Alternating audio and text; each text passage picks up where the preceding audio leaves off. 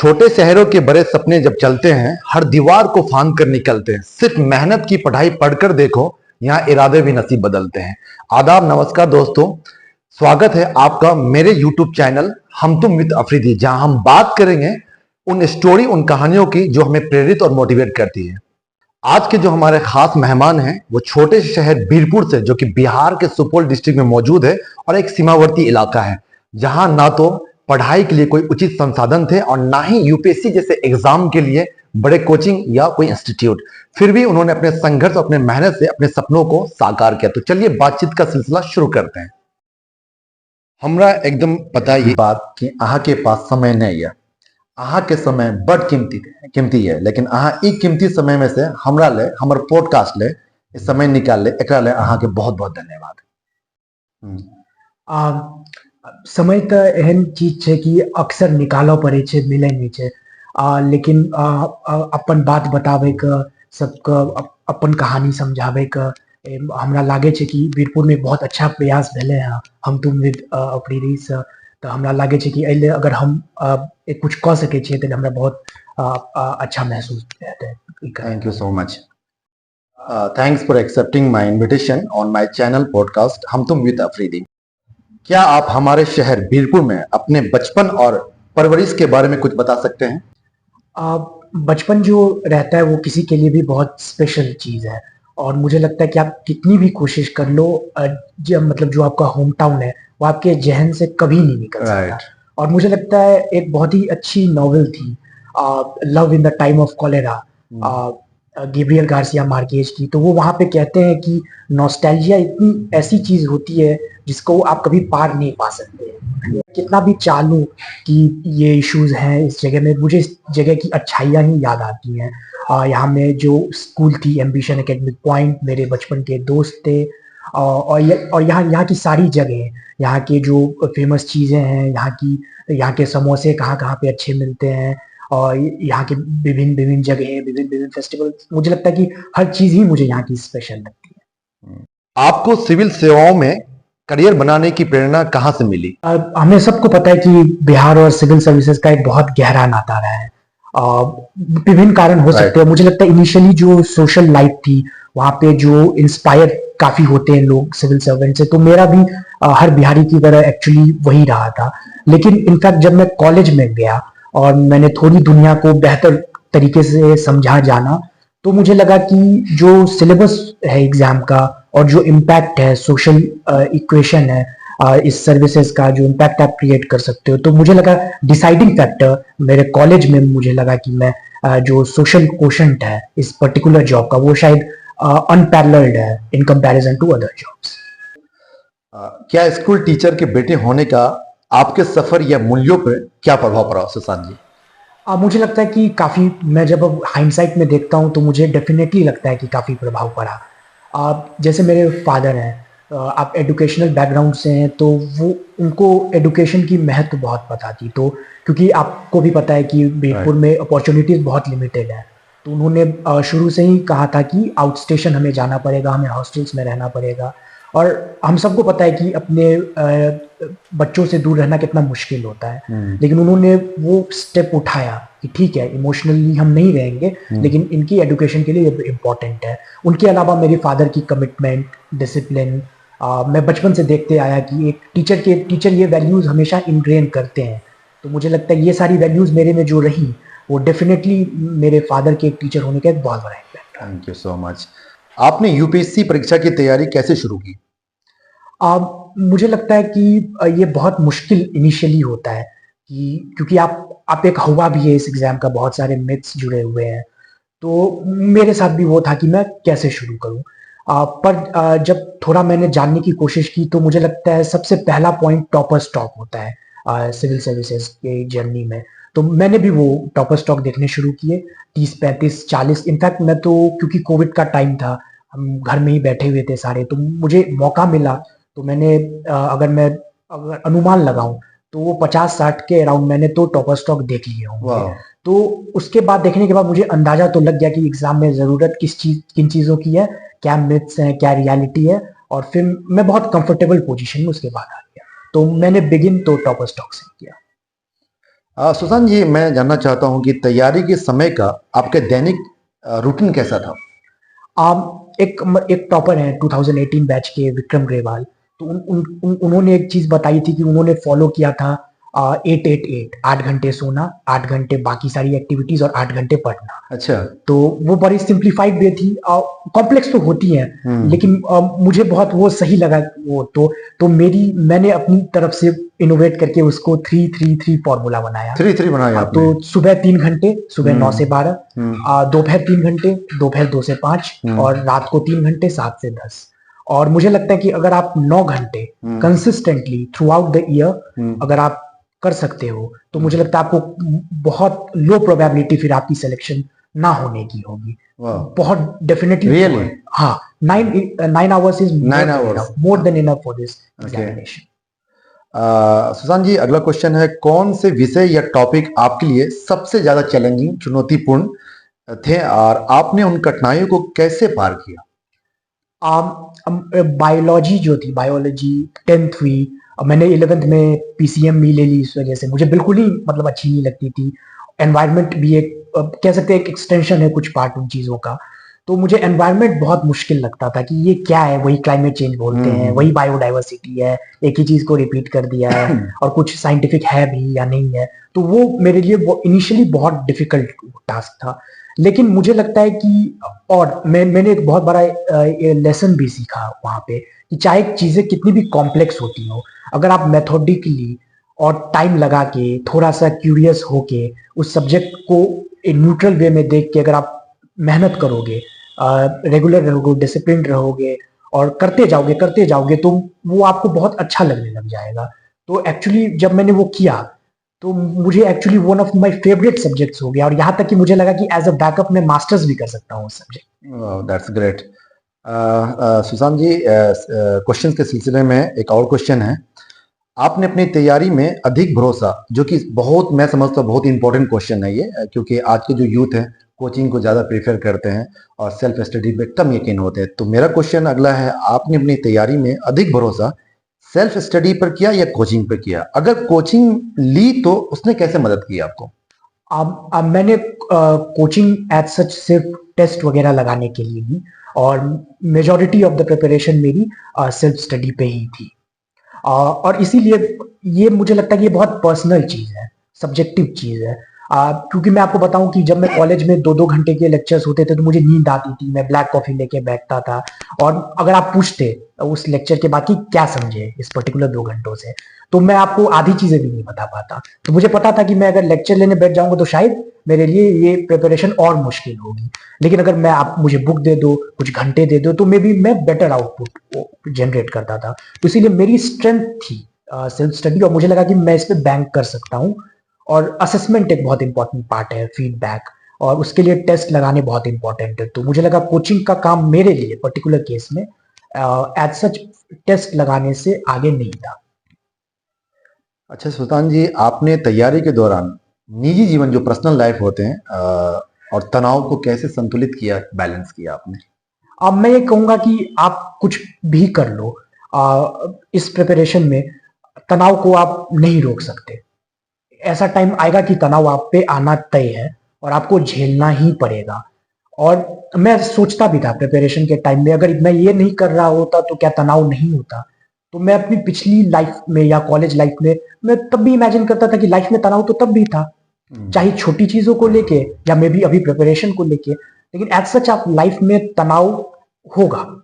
और बेस्ट मुझे पार्ट लगता है तनाव रोकने का कि एक्सेप्टेंस होनी चाहिए कि तनाव है। Right right. ओके, एक्सेप्टेंस है और एक साइकिल है, तनाव आएगा तो तनाव जाएगा। तो खलील जिब्रान की एक मुझे बहुत फेमस वो लगी, मैं उस पर ही आ रहा था क्योंकि मैंने आपके एक इंटरव्यू दृष्टि में सुना था और जिसमें आपने खलील जिब्रान को कोट किया था। तो मैं जानना चाहता हूँ या मेरे व्यूअर जानना चाहते हैं कि किस कॉन्टेक्स्ट में आपने उसको कोट किया था, क्या था मतलब उसका? उसमें तो मैंने बताया था कि एक उनकी फेमस कोटेशन है, जो मुझे शायद एग्जैक्ट में भी ना बता पाऊँ, वो ये थी शायद कि your passion is the shadow of, sorry मैं फिर इसको रिफ्रेश करना चाहूंगा, कि ऐसा था कि पैशन शैडो है, और जो लाइट है वो सक्सेस आपको लाइट के रूप में दिखती है, लेकिन असल शैडो जो है वो आपकी पैशन है। हाँ। तो passion is the shadow of light, ऐसे ही कुछ, मतलब मैं एग्जैक्ट नहीं उसको याद कर पा रहा हूँ। तो वो था, तो मुझे पता चल कि अगर आप पैशनेट हो किसी चीज को लेके तो अल्टीमेट रिजल्ट उसका सक्सेस होता है। कोई यादगार पल या सवाल हमारे साथ साझा कर सकते हैं हमारे इस चैनल पे? बिल्कुल। आप, मेरे 10th में 10 सीजीपी थी और 12th में 86.6 परसेंटेज थी मेरी। तो एक पैनल मेंबर ने पूछा कि आपके 12th में डिप क्यों हुई परफॉर्मेंस। तो मैंने कहा सर पेंटिंग की वजह से। तो उन्होंने बताया कैसे, तो क्योंकि मेरी टॉप जो 4 सब्जेक्ट्स थी, फिजिक्स, केमिस्ट्री, मैथ्स और इंग्लिश, वो मिला के 91 परसेंटेज थी, लेकिन पेंटिंग में मेरे 70 मार्क्स थे। तो उन्होंने क्वेश्चन पूछा कि so do you like painting?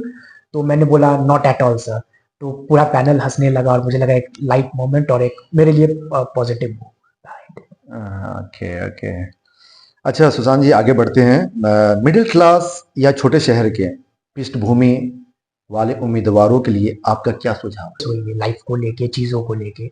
जब आप क्यूरियस हो तो आप वो चीज अच्छे से ही करोगे। क्या कभी ऐसा पल आया जब आपको लगा कि अब हार मान लेनी चाहिए? अगर हाँ, तो आपने खुद को कैसे संभाला? अब ऐसा होता है, ये प्रिपरेशन या आप कोई भी चीज करते हो या आप ऑटोबायोग्राफीज भी पढ़ो तो ये पल आते हैं। और मेरे केस में ये था कि मेरे पास कोई प्लान बी नहीं था। तो जब आपके पास प्लान बी नहीं था, मुझे याद है कि अप्रैल का टाइम था, 5 जून को प्रीलिम्स की एग्जाम थी, और मुझे लगा कि मैं अब इस रूटीन में नहीं रह सकता। अब मैं रोने तक लग गया था। अब ऐसी सिचुएशन आ गई थी। अब फादर भी कंसोल कर रहे थे तो कोई इम्पैक्ट नहीं पड़ रहा था। मुझे लगा कि क्या कर रहा हूँ मैं लाइफ के साथ, लाइफ इतनी अच्छी है। और आप नहीं कहते कि आप जैसे एक खिड़की है, उसके बाहर दुनिया चल रही है और आप यहाँ पे क्या कर रहे हो, वर्थलेस है। Right right right. ऐसा लगने लगा था। लेकिन क्योंकि मेरे पास कोई ऑप्शन नहीं था तो मेरे मन ने कहा ये नहीं करोगे तो फिर अब क्या करोगे। और मैंने थोड़ी सी मेडिटेशन वगैरह भी शुरू की, बाकी एक्टिविटीज थोड़ी सी करनी शुरू की। मैंने पोएम्स लिखनी शुरू कर दी। आपने पोएम्स लिखना शुरू किया? जी। आप पोएम्स भी लिखते हैं? जी बिल्कुल। That's और great. मुझे लगता है कि स्केप बहुत इंपॉर्टेंट था मेरे लिए उस टाइम के लिए, और पोएम्स ने मुझे डेफिनेटली हेल्प की। कोई ऐसा पोएम जो आपकी पंक्ति, जो आप 2 लाइन हमें और हमारे फ्लोअर्स को बता सकते हैं? जी, एक जो 2 लाइन मुझे अभी याद आ रही है कि एक मैंने लिखी थी कि मंजर इंतहा का है या इब्तिदा का नहीं पता, शुरुआत हुई भी थी क्या सफर की, क्या पता। सर आपने तो इस सारे पोएम में उर्दू का बड़ा ज़बरदस्त इस्तेमाल किया है। अब मुझे तो बड़ा मैं इंटरेस्टेड हो गया हूँ कि मैं अब उर्दू से ही सवाल करूँ आपके साथ। चलते हैं दूसरे सवाल पे। क्या आप आईएएस के लिए भी योजना बना रहे हैं? जी हाँ, एक प्रोविजन होता है कि आप एक्स्ट्रा ऑर्डिनरी लीव जो 1 साल की मिलती है आप अवेल कर सकते हो, और अब मैंने वो अवेल की है। तो इस टाइम मैंने मेंस एग्ज़ाम दिया है, रिजल्ट्स अभी अवेटेड हैं। तो लेट्स होप कि अच्छे रिजल्ट्स इस बार वापस से आए। और एक क्वेश्चन मैं ऐड करना चाहूँगी इसमें जी, कि जी, बहुत लोग बेशक, कहते हैं कि आप आईपीएस हैं तो फिर आईएएस क्यों बनना चाहते हैं। बेशक। आप, बहुत लोग ये भी कह देते, रिटॉर्ट करते हैं कि ये तो सीट बर्बाद कर रहे हैं, क्योंकि आप ये जनरल ख्याल लोगों का होता है। तो मेरा कहना ये है कि जो अपॉर्चुनिटीज हैं, ऐसा नहीं है कि आप पुलिस में रहोगे तो आप सोसाइटी के लिए नहीं कंट्रीब्यूट करोगे, लेकिन जो आईएएस की जॉब है वो बहुत डाइवर्स है कि आप पोस्टल डिपार्टमेंट में भी हो सकते हो, आप रूरल डेवलपमेंट में हो सकते हो, आप एंटरप्रेन्योरशिप रिलेटेड डिपार्टमेंट में हो सकते हो, मिनिस्ट्री ऑफ फाइनेंस में हो सकते हो। तो the vast number of choices जो हो जाती है, तो एक करियर अपॉर्चुनिटी में आप हमेशा आप चाहोगे कि वो डाइवर्स। यानी आईएएस को आप पिक करते हो, एरिया आपके पास ब्रॉड है जहाँ पे आप कुछ भी सिलेक्ट कर सकते हो। बिल्कुल बिल्कुल। ओके। एक आईपीएस अधिकारी के रूप में आपके लक्ष्य क्या हैं और आप समाज में कैसे योगदान देना चाहते हैं? मैं इस बात में बहुत बिलीव करता हूँ कि एक इंसान के इनिशिएटिव से ही चीजें ना बदले। एक सिस्टम ऐसा पैदा हो जो पूरे कि कभी भी आज से 10 साल बाद, 20 साल बाद या 25 साल बाद ऐसे फंक्शन करे कि लोगों को बेनिफिट हो। तो मैं चाहता हूं कि जैसे लॉ एंड ऑर्डर हुई, एक्सेसिबिलिटी, आज भी पुलिस को डर के नजरिए से देखा जाता है कि आप नहीं देखोगे कि जो मेरे एक ग्रीवांस है पर्टिकुलर कि मैं पुलिस, अच्छा मुझे ये इशू आ रहा है तो मैं पुलिस के पास आराम से चला जाता हूँ। ये परसेप्शन पुलिस का नहीं है। राइट। मैं हो सकता हूँ कि मैं एक जिले में 4 इनिशिएटिव लगा के वो कर सकता हूँ, लेकिन मुझे लगता है कि एक ऐसे मैं काम करूँ या ऐसे प्रोसेस ओरिएंट करूँ, ट्रेनिंग मॉड्यूल में ऐसे चेंजेस मैं सजेस्ट कर सकूं, जो ऐसे पुलिस ऑफिसर्स बना सके जो ग्रीवांस सेंट्रिक हो, पीपल सेंट्रिक हो, और जो प्रोसेस ओरिएंटेड हो रादर देन इंडिविजुअल ओरिएंटेड हो। दैट्स तो ग्रेट। ये मेरा तरीका है पुलिसिंग को समझने का। आपके जीवन और करियर में कौन से मूल्य या सिद्धांत आपका मार्गदर्शन करते हैं? मुझे लगता है कि सबसे पहली बात, जो मुझे बहुत कभी डर भी लगता है कि क्या मैं इस चीज़ के लायक हूँ कि नहीं, क्या मैं इतनी मेहनत करूँगा कि मैं, जो लगे कि एक पर्टिकुलर काम है तो मैं इसके लायक हूँ, कैपेबल हूँ, कैपेबिलिटी मेरे अंदर है कि नहीं। और आज के चेंजिंग वर्ल्ड में मुझे लगता है कि आप बार बार इनकेपेबल होते चले जाते हो। तो इम्पॉर्टेंट है कि आप हार्डवर्क करो। सबसे पहला, मैं हमेशा कॉम्पिटेंट अपने आप को रखना चाहता हूँ। तो इसीलिए मेरा पहली वैल्यू जो मैं बहुत कहता हूँ कि अगर आप काम करने लायक हो, कॉम्पिटेंट रहो। और उसके अलावा अगर आप ये ऑनेस्ट नहीं हो, तो फिर कोई फायदा नहीं है आपके काम करने का। तो ऑनेस्टी और कॉम्पिटेंट और लोगों के लिए सोचना, सिर्फ इंडिविजुअल सेंट्रिक ना होना, ये वैल्यूज मैं चेरिश करता हूँ। ओके। सुशांत जी, नेक्स्ट क्वेश्चन आपके लिए है स्कूल से रिलेटेड। स्कूल के समय आपका पसंदीदा विषय या गतिविधि क्या थी? आप कौन सी एक्टिविटी को ज्यादा पसंद करते थे? जैसे क्योंकि स्कूल में हम सब नोटरियस होते हैं, कभी इधर भागे, कभी क्लास बंक किया आपने? स्कूल में तो नहीं, लेकिन कॉलेज में डेफिनेटली कॉलेज काफी में बंक किया है। डेफिनेटली क्या होता आपने? तो जैसा बहुत लोगों का होता है, मेरा बहुत ट्रेडिशनल व्यू था उस टाइम, स्कूल के टाइम, कि अरे को करिकुलर एक्टिविटीज तो कुछ होती नहीं है, ये सब करने से कुछ नहीं होता, पढ़ाई करो सब कुछ होती है, और उसमें भी मैथ्स करो। मैथ्स का तो बहुत हवा रहता था, लेकिन वो तो मैं सिर्फ मैथ्स के क्वेश्चन सॉल्व करता था, और सोशल साइंसेज इन चीजों की तो इंपॉर्टेंस कभी उस टाइम तो नहीं देता था। तो मैथ्स मेरा उस टाइम फेवरेट सब्जेक्ट था। Maths. So you were very good in maths. हाँ, मतलब कैलकुलेशंस वगैरह तो अभी भी मेरी अच्छी है। Very good. एक सवाल है, मेरे ख्याल से ये सवाल थोड़ा सा लंबा जाएगा, और मैं चाहता हूं कि इसका आंसर आप सूझबूझ कर अच्छे से दे, ताकि हमारे जो दर्शक हैं वो भी जाने, क्योंकि उनका सवाल है। जब मैं आपसे इंटरव्यू ले रहा था तो मैंने ये सवाल सारे कलेक्ट किए थे। तो सवाल ये है कि कोई सिविल सेवक सेवाओं में शामिल होने से पहले समाज को अपलिफ्ट करने की मजबूत इच्छा व्यक्त करते हैं, लेकिन जब वे अपनी भूमिका संभालते हैं तो उनमें से कुछ अपने इन आदर्श को भूल जाते हैं। वे अहंकार में पड़ जाते हैं, अपने अधिकारों का दुरुपयोग करते हैं, या जनता की सेवा करने के बजाय राजनेताओं को खुश करने को प्राथमिकता देते हैं। इसका परिणाम ये होता है कि वे अक्सर कमजोर वर्गों को दबाते हैं। आपको क्यों लगता है, या हमें लगता है, या हमारे समाज को लगता है कि ऐसा होता है? और इस समस्या का समाधान करने के लिए आप क्या सुझाव देंगे? जी हाँ, ये थोड़ा जटिल प्रश्न तो है, और मुझे लगता है कि इसको मल्टीपल डायमेंशंस में देखने की ज़रूरत है। सबसे पहले मैं ये कहूँगा कि पहली बात, ऑर्गेनाइजेशनल स्ट्रक्चर। मुझे लगता है कि जो एक बैलेंस होता है ब्यूरोक्रेसी और जो एग्जीक्यूटिव है, और जो पॉलिटिशियंस, लेजिस्लेटर्स हैं, तो उसमें एक अब बहुत डेलिकेट बैलेंसिंग की ज़रूरत है। और मुझे लगता है बहुत सारी कमिटीज़ भी आ चुकी हैं इन चीज़ों पे, जैसे कि आप एक पर्टिकुलर टेन्योर दीजिए किसी भी ऑफिसर को, 2 साल या 3 साल एक पर्टिकुलर डिपार्टमेंट में। डीजीपी की जो अपॉइंटमेंट्स वगैरह हुई, सिविल सर्विसेज, बहुत सारे अगर आप जाएंगे तो इसमें इंस्टीट्यूशनल स्ट्रक्चरल Right. मेजर्स हमें लेने पड़ेंगे। और दूसरा, मुझे लगता है कि इंडिविजुअल सेंट्रिक और एडुकेशन सेंट्रिक। अक्सर हम क्या करते हैं कि क्योंकि हमारा देश बहुत सबसे आबादी वाला देश है, कंपटीशन ह्यूज रहता है। तो कभी कभार मुझे लगता है कि जो हमें हमें बताया जाता है, तो हमें बस सक्सेसफुल होना बताया जाता है, लेकिन एक अच्छे इंसान की क्या वैल्यूज होनी चाहिए, अनकॉम्प्रोमाइजिंग वैल्यूज होनी चाहिए, वो शायद कहीं ना, मुझे लगता है कि हम चूक जाते हैं उन चीजों में। तो मे भी शायद हमें फोकस करना चाहिए कि values are as important as your degree, as your job, as your occupation. क्योंकि आप सिर्फ सिविल सर्विसेज ही क्यों, अगर आप ट्रैफिक देखिए, इंडिया की ट्रैफिक बहुत बदनाम है थ्रू आउट द वर्ल्ड। क्यों? एक नॉर्मल सिविक सेंस को लेके, इंडिया को लेके क्वेश्चंस उठाए जाते हैं। तो मुझे लगता है कि वो वैल्यूज पे फोकस करना, वो मुझे लगता है बहुत इंपॉर्टेंट है। तो ये तो इंडिविजुअल और एडुकेशन लेवल पे हुई, ऑर्गेनाइजेशनल लेवल पे हुई। और मुझे लगता है कि अल्टीमेटली हमें बहुत सारी कॉन्शियस बहुत इंपॉर्टेंट है कि हम जब ट्रेनिंग दे रहे हों, या जब सिलेक्शन इंटरव्यूज हो रहे हों, तो अभी मेजरली मुझे लगता है कि इंटरव्यूज करंट अफेयर्स हो गई, नॉर्मल चीजों पे होती है। बट मे बी मोर, जैसे आर्मी में बैकग्राउंड ओरिएंटेड, आप emotional intelligence oriented, right right. तो उन चीजों में इनोवेशन के थ्रू अगर आप इनोवेटिव थोड़े होते हो तो मे बी शायद मच बेटर आप लोगों को सेलेक्ट कर सकते हो। चूंकि आप युवा हैं और आपने बहुत कम समय में कम उम्र में आपने इतने बड़े एग्जाम को क्रैक किया है, सुशांत मैं जानना चाहता हूं कि आपके जो यूपीएससी रैंक थे वो कितने थे। और अच्छा एक सवाल ये है कि अगेन हम हमारी जो परसेप्शन है कि पुलिस है तो पुलिस है, आईपीएस आईएएस क्या होता है, जो हमारा एक जनरल कंसेप्ट बना हुआ है।